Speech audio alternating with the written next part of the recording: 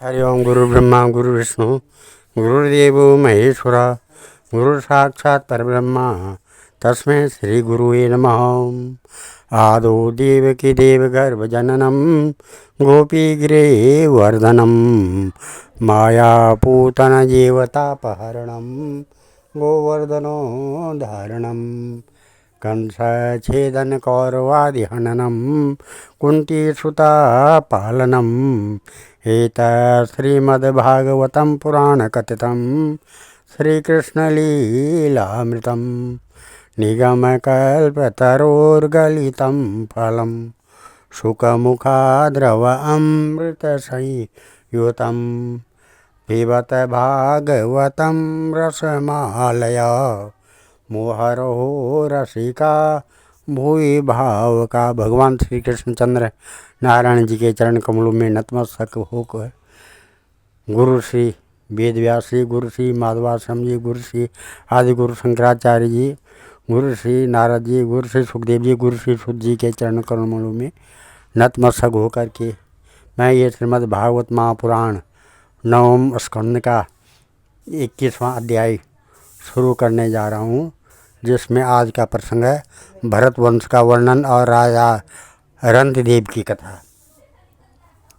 श्री शुकवाच विरथस्य सुतो मन्युर्बृहच्छत्रो जयस्तथा महावीरो नरो गर्ग संकृतिषु नरात्मजा गुरुश्च रंतिदेवश्च संकृते पाण्डुनन्दन रंतिदेवस्य हि यशा याम उत्र च गीयते वित्तस्य ददतो लब्धं बुभुक्षता निष्किञ्चनस्य धीरस्य सकुटुम्बस्य सीदता व्यतियुरष्टचत्वारिंश दहान्यत्पिबत किल घृतपायास संयावं तोयं प्रातर् उपस्थितं कृत्स्यप्राप्ता कुटुम्बस्य क्षुत्रिडाभ्यां जातवेपथो अतिथिर्ब्राह्मण काले भोक्तकामस्य चागमत् तस्मै सभ्यं भजत्सो अन्नमादृत्य श्रद्धयानुता हरिं सर्वत्र संपश्यन् स भुक्त्वा प्रयोदुया।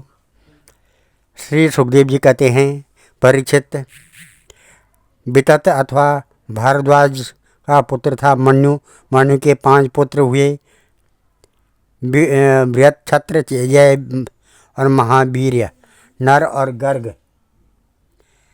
नर का पुत्र था संस्कृति। संस्कृति के 2 पुत्र हुए, गुरु और रंतिदेव। परीक्षित, रंतिदेव का निर्मल यश इस लोक और परलोक में सब जगह गाया जाता है। रंतिदेव आकाश के समान बिना उद्योग के ही दैववश प्राप्त वस्तु का उपभोग करते और दिनों दिन उनकी पूंजी घटती जाती। जो कुछ मिल जाता उसे भी दे डालते और स्वयं भूखे रहते। वे संग्रह परिग्रह ममता से रहित तथा बड़े धैर्यशाली थे और अपने कुटुंब के साथ दुख भोग रहे थे। एक बार तो लगातार 48 दिन ऐसे बीत गए कि उन्हें पानी तक पीने को न मिला। 49वें दिन प्रातःकाल ही उन्हें कुछ घी और खीर, हलवा और जल मिला। उनका परिवार बड़े संकट में था। भूख और प्यास के मारे वे लोग कांप रहे थे। परंतु ज्यों ही उन लोगों ने भोजन करना चाहा, त्यों ही एक ब्राह्मण अतिथि के रूप में आ गया। रंतिदेव सब में श्री भगवान के ही दर्शन करते थे, अतएव उन्होंने बड़ी श्रद्धा से आदरपूर्वक उसी अन्न में से ब्राह्मण को भोजन कराया। ब्राह्मण देवता भोजन करके चले गए। अथान्यो भुक्यमाणस्य विभक्तस्य महीपते विभक्ता व्यवजत्तस्मै बृखलाया हरिस्मरन् याते सुदृतमन्योगात् तिथि स्वभिरावृता।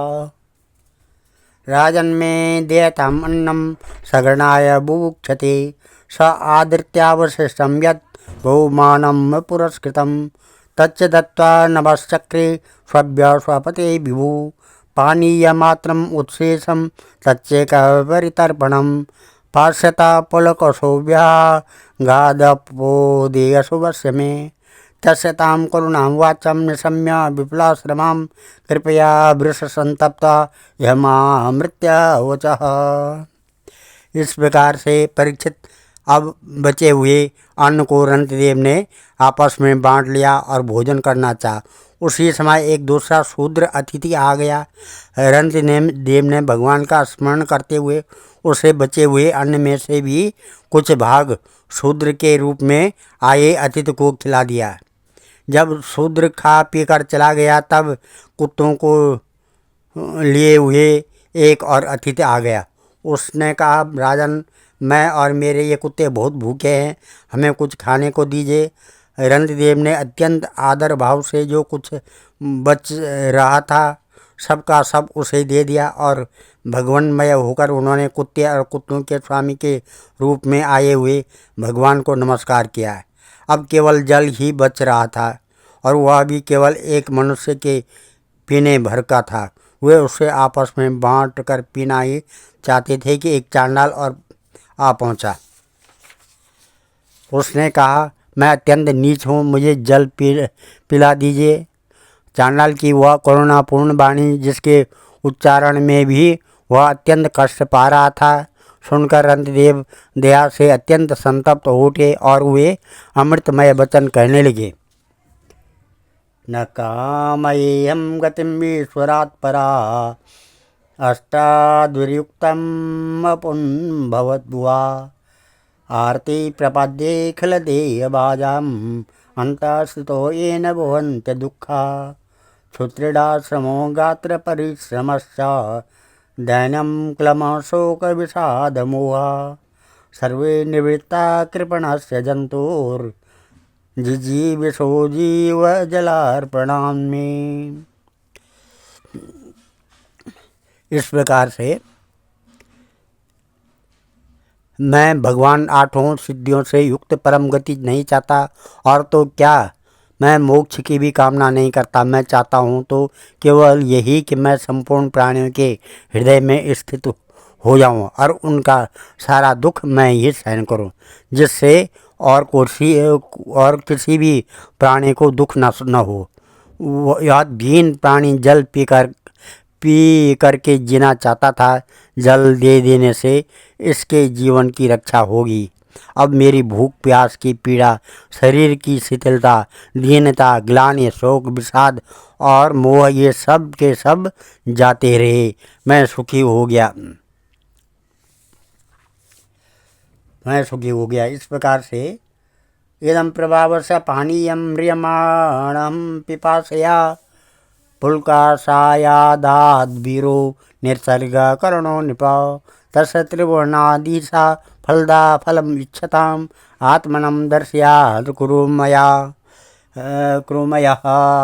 विष्णो विनिर्मिता सवे तेभ्यो नमस्कृता निसंगो विकृता स्मृता वासुदेवा भगवती भक्त्या चक्रे मनस्परम् ईश्वरालम्बनं चित्तं कुर्वतो न्यान्यराधसा माया गुणमयी राजन् स्वप्नवत् प्रत्यलीयत तत्प्रसंगानुभावेन रन्ध्रदेवानुवर्तिन अभवन् योगिनः सर्वे नारायणपरायणा गर्गाच्छिन्नीस्ततो गार्ग्य छत्राद् ब्रह्म वर्तत दुरीक्षयो महावीर्यात् तस्य त्रय्यारुणि कविः पुष्करारुणिरित्यत्र ये ब्राह्मणगतिं गता बृहच्छत्रस्य पुत्रो भूद्वस्ति यद्हस्तिनापुरम् अजमीडो द्विमीडस्य पुरुमीडस्य हस्तिना अजमीडस्य वंशासु प्रियमेधादयो द्विजा अजमीडाद् बृहत् सुस्तस्य पुत्रो व्यधनु बृहत्कायास्ततस्तस्य पुत्र आसीद्यद्रथ तत्सुतो विशदस्तस्य सेनजित् समजायत रुचिराशो दृढहणो काशो वत्सस्य तत्सुता रुचिराश्वता सुतपार पृथक् सेनस्तदात्मज पारशातनयो नीपस्तस्य पुत्रशतं त्वभूत् स्वकृतं शुककन्यायां ब्रह्मदत्तं जीजनत् स योगी यवि भार्यायां दुष्सेनानवधात् सुतं जैगीसभ्योपदेशेन योगतन्त्रं चकारः उद्वक्षणस्तस्माद् भल्लादो बारहदीसवः। इस प्रकार से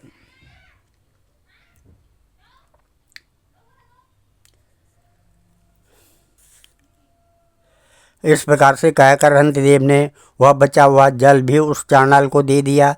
यद्यपि जल के बिना वे स्वयं मर रहे थे, फिर भी स्वभाव से ही उनका हृदय इतना करुणापूर्ण था कि वे अपने को रोक न सके, और उनके धैर्य की भी कोई सीमा न है। परीक्षित, ये अतिथि वास्तव में भगवान की रची हुई माया के ही विभिन्न रूप थे। परीक्षा पूरी हो जाने पर अपने भक्तों की अभिलाषा पूर्ण करने वाले त्रिभुवन स्वामी ब्रह्मा, विष्णु और महेश तीनों उनके सामने प्रकट हो गए। रंतिदेव ने उनके चरणों में नमस्कार किया। उन्हें कुछ लेना तो था नहीं। भगवान की कृपा से वे आसक्ति और स्प्रिया से भी रहित हो गए तथा परम प्रेममय भक्ति मात्र अपने मन को भगवान वासुदेव में तन्मय कर दिया, कुछ भी मांगा नहीं।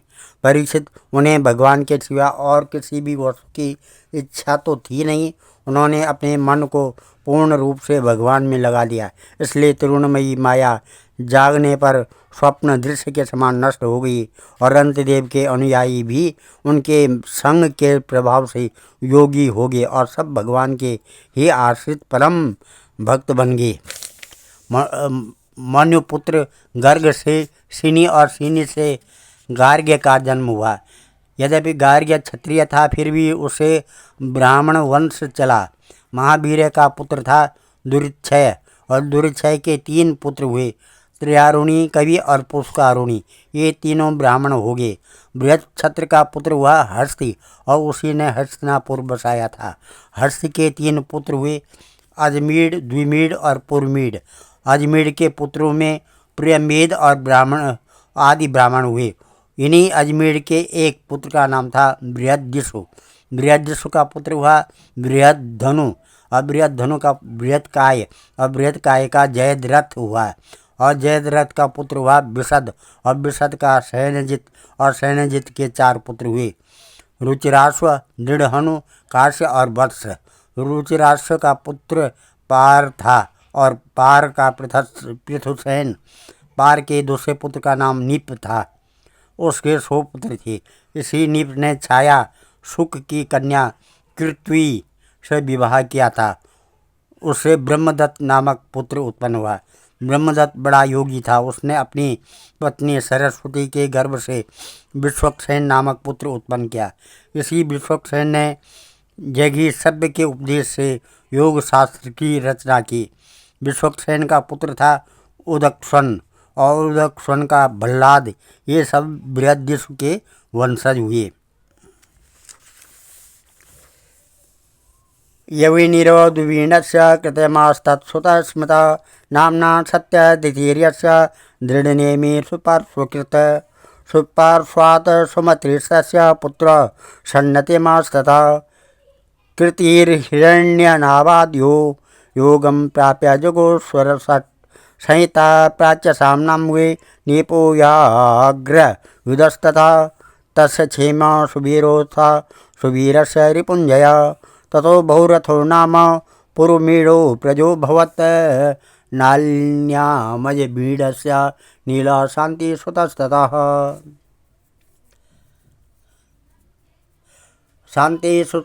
सुशान्तिसुपुत्र पुरुजो अर्कस्ततो भवत् भारम्यास्त्वस्तनयस्तनस्य पंचाशन्मुल्लगलादंगदाशय एवि नरो बृहद्दिशु काम्पिल्य संजया सुता भर्यास्वा प्रापुत्रा में पंचानां रक्षणायै विषयाणां मलिमी में इदं पंचाल संहिता मुद्गलात् ब्रह्म निर्वृत्य गोत्रं मोद्गल्य संहितं मिथुलं मृद्गल्य भारस्वात् देवोदास पुमान् भूत अहिल्यां कन्यकार्यस्यां शान्तनस्य गौतमात् तस्य सत्यासु द्वितीयपुत्रो धनुर्वेद विशारदा शारद्वास्ततो श्रुत्वा यद्मा उर्वशी दर्शनात् किल सरस्ते तं वेपतत्रेतो मिथुनं तद्भूक्षभं तद्दृष्ट्वा कृपया गृह्णं छन्तं मनोर्मृगयां चरन् कृपा कुमार कन्या च द्रोणपत्न्या बहुत कृपी। इस प्रकार से धूमिड़ की का पुत्र था यविनर, और यविनीर का कृतिमान का सत्यधृत्य, और सत्यधृत्य का दृढ़नेमी, और दृढ़नेमी का पुत्र हुआ सुपार्श्व हुआ। सुपार्श्व से सुमति, सुमति से सन्नतिमान और सन्नतिमान से कृतिका का जन्म हुआ। उसने हिरण्यनाभ से योग विद्या प्राप्त की थी और प्राच्य साम नामक ऋचाओं की 6 संहिताएं कही थी। कृतिका का पुत्र नीप था। नीप का उग्रायुध के क्षेम और क्षेम का सुबीर और सुबीर का पुत्र था रिपुंजय। रिपुंजय का पुत्र था बहुरथ और द्विमीड़ के भाई पूर्वमीड़ को कोई संतान नहीं हुई। अजमेर की दूसरी पत्नी का नाम था नलिनी। उसके गर्भ से नील का जन्म हुआ। नील का शांति, शांति का सुशांति और सुशांति का पुरुज, अपुरुज का अर्क और अर्क का पुत्र हुआ भरम्याश्व। भरम्याश्व के 5 पुत्र थे, मुदगल, यवीनर, बृहदिषु, काम्पिल्य और संजय। भरयाश्व ने कहा, ये मेरे पुत्र 5 देशों का शासन करने में समर्थ पंच अलम हैं, इसलिए ये पंचाल नाम से प्रसिद्ध हुई। इनमें मुदगल से मौदगल्य नामक ब्राह्मण गोत्र की प्रवृत्ति हुई। भरयाश्व के पुत्र मुदगल से यमज जुड़वा संतान हुई। उनमें पुत्र का नाम था दिवोदस और कन्या का नाम अहिल्या। और अहिल्या का विवाह महर्षि गौतम से हुआ। भरयाश्व पुत्र मुदगल से यमज, अहिल्या का विवाह महर्षि गौतम से हुआ। गौतम के पुत्र हुए शतानंद। शतानंद का पुत्र सत्यधृति था और धनुर्विद्या में अत्यंत निपुण था। सत्यधृति के पुत्र का नाम था शरद्वान। एक दिन उर्वशी को देखने में शरद्वान का तेज मूंज के झाड़ पर गिर पड़ा। उससे एक शुभ लक्षण वाले पुत्र और पुत्री का जन्म हुआ। महाराज शंतनु की उस पर दृष्टि पड़ गई, क्योंकि वे उधर शिकार खेलने के लिए गए हुए थे। उन्होंने दयावश दोनों को उठा लिया। उनमें जो पुत्र था उसका नाम कृपाचार्य हुआ और जो कन्या थी उसका नाम हुआ कृपि। यही कृपि द्रोणाचार्य की पत्नी हुई। ओम नमः। आज हम इस अध्याय को यहीं पर समाप्त करते हैं और कथा को यहीं पर विराम देते हैं। कल 22वां अध्याय पांचाल, कौरव और मगध देशीय राजाओं के वंश का वर्णन के बारे में आएगा। ओम नमः। भजे व्रजे कमंडनम समस्त पाप खंडनम सभक्त चित्तरंजनम सदैव नंदनंदनम सुपिच्छ गुच्छमस्तकम सुनाद वेणुहस्तकम अनंग रंग सागरम नमामि कृष्णनागरम मनोज गर्वमोचनम विशाल लोललोचनम विदूत गोपशोचनम नमामि पद्मलोचनम करारविंदभूधरम स्मृतावलोकसुंदरम महेन्द्रमानधारणम नमामि कृष्णवारणम कदम्बसूर्णकुण्डलं सुचारुगण्डमण्डनं मृजाङ्गनैकवल्लभं नमामि कृष्णदुर्लभं यशोदया समोदया सगोपया सनन्दया युतं सुखैकदायकं नमामि गोपनायकं सदैव पादपङ्कजं मदीयमानसे निजं ददानमुत्तमालकं नमामि नन्दबालकं समस्तदोषशोषणं समस्तलोकपोषणं समस्तगोपमानसं नमामि नन्दलालसा भूभरावतारकं भवाब्जकर्णधारकं यशोमतीकिशोरकं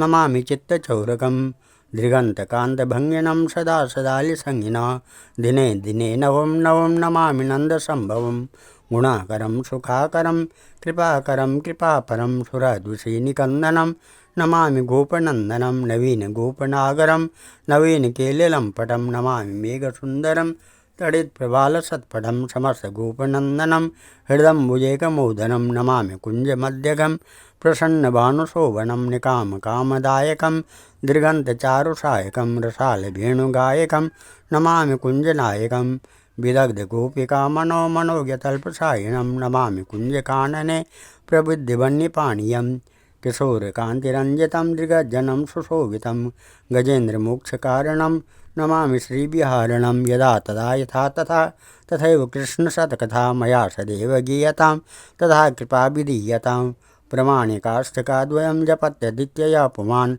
भवेत् नन्दनन्दने भवे भवेषु भक्तिमान् ध्येयं सदा परिभवनमविष्टदोहं तीर्थात् पदं शिवगिरञ्चनुतं शरण्यं भृत्यात्यहं प्रणतपालभवाब्धिपोतं वन्दे महापुरुषते चरणारविन्दं वन्दे महापुरुषते चरणारविन्दम्। ॐ नमः वन्दे महापुरुषते चरणारविन्दं। सर्वे भवन्तु सुखिनः, सर्वे सन्तु निरामया, सर्वे भद्राणि पश्यन्तु, मा कश्चित् दुःखभाग् भवेत्। धन्यवाद।